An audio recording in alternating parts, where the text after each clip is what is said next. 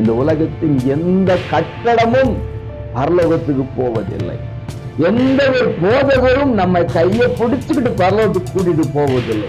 நம்முடைய விசுவாசமே நம்முடைய ரட்சிப்புக்கு நேராக நடக்கும். பரலோக ராஜ்யத்தின் புத்திரராக நம்மை வாழ வைக்கும்.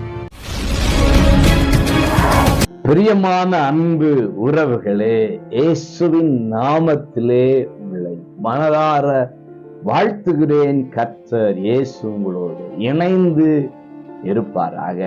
எபேசியர் 1:1 கிறிஸ்து இயேசுவுக்குள் விசுவாசிகளா இருக்கிற அன்புக்குரியவர்களே, நீங்கள் எந்த சபையின் விசுவாசி, எந்த போதகருடைய விசுவாசி என்பதாக ஒரு விசுவாசி இன்னொரு விசுவாசியை பார்த்து, ஒரு போதகர் இன்னொரு விசுவாசிகளை பார்த்து கேட்பதை வழக்கமாக கொண்டிருக்கிறோம். ஆனால் பவுலடியார் சொல்லும் பொழுது, நீங்கள் கிறிஸ்து இயேசுவுக்குள் விசுவாசிகளாயிருக்கிறீர்கள் என்று சொல்லுகிறார். நம்ம குறிப்பிட்ட சபையின் விசுவாசிகள் அல்ல.